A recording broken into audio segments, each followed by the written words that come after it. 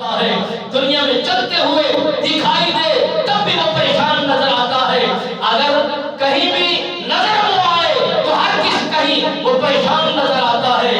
اگر یہ ساری چیزوں سے نجات پانا چاہتے ہو تو آئیے ہم آپ کو بتانا چاہتے ہیں اور راستہ دکھانا چاہتے ہیں. یہ راستے جو بھول گئے ہیں اور انہی راستے پر چلو. میرے نبی رحمت سرکار نے فرمایا جس طرح کا بھی مریض ہو, جس طرح کی علامت میں اترا ہوا ہو, ضرور کا پانی پڑھو, پانی پڑھ کر اسے پلا دو. مالک بے نیاز فرماتا ہے کہ پڑھنا انسان کا کام ہے, شفا دینا میرا رحمان کا کام ہے. اتنا مہربانیاں.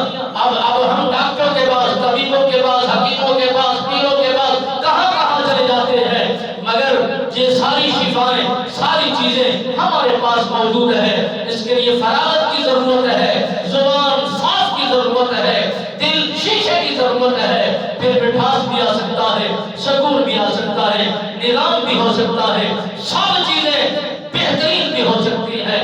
دعا ہے مالک بے نیاز ہمیں اپنے نبی رحمت سرکار کے ساتھ والہانہ محبت کا اظہار بھی کرنے کی توفیق نصیب فرمائے. درود